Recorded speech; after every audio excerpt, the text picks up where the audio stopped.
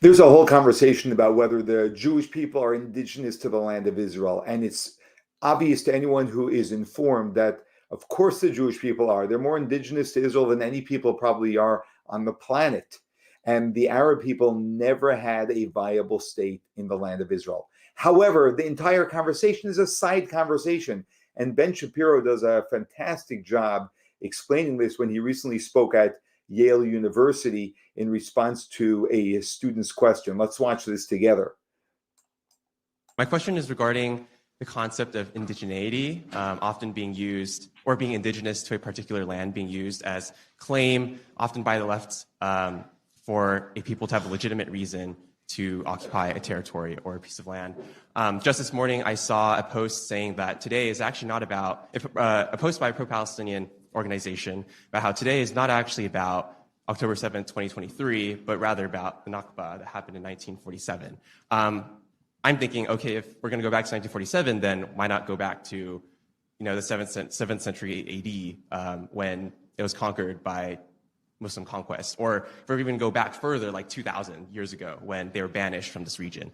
And so I just wanted to hear your view on what you think the importance or how important it is to even have indigeneity as a concept when discussing ownership or claim to a land. How should we understand it? Or if we do use it, how far back should we go? So, as you say, I think indigeneity tends to be much more of a, there's sort of internal claims and there's external claims. So internal claims, this is our land, this is the land that unifies us. Those are common and those exist across the world and there's nothing new about that. As sort of an external justifying claim, indigeneity tends to be a very weak response. And it tends to be a response, by the way. It doesn't tend to be the initial claim. It's not, I ought to have this land because my great-great-great-great-great-great-great-great-great-great-great-grandfather had this land. And we tend to perceive that as a very weak claim. We ought to perceive that as a very weak claim. It tends to be only used in the context of a counter historical claim, right? Somebody will say, well, I ought to have this land because my grandfather had this land. And somebody says, well, your grandfather had, he got it from my great-grandfather, right? And so it's more of a counterclaim. The sort of historic game playing here elides the central issue. Okay, so when I'm trying to simplify the Israeli-Palestinian issue, there's a very easy way to do this. Okay, the very easy way to do this is, would the world look better if it looked more like Israel, or would it look better if it looked more like, say, the West Bank under the Palestinian Authority and Fatah, or the Gaza Strip under Hamas?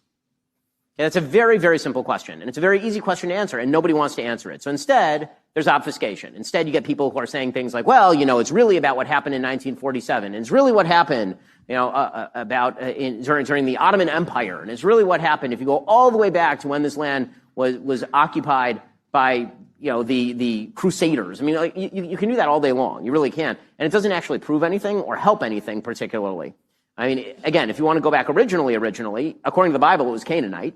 And if you want to go back to, most of the archaeology in Israel dates to, about the 2nd century BC when it was Jewish. So this is a particularly weak claim. And we all know it's a weak claim, by the way, because nobody at Yale is proposing to give up the beautiful university to the Native American tribes who originally possessed this land, obviously. That sort of claim is, I think, a misdirect. I think it's a red herring. And I think that the people who use it definitely know that it's a red herring in order to avoid the obvious, which is everyone in the world would prefer to, by the way, including Arabs. Israeli Arabs are perfectly happy living in Israel, and none of them want to leave and live in the Gaza Strip or in the areas of Judea and Samaria known as the West Bank. No, nobody wants that. Thank you. Ben is so right. And let's ask this question. Are we better off with a Middle East that looks like Israel? Or are we better off with a Middle East that looks like the West Bank or Gaza? You answer that question, because the answer to that question is what we should be supporting.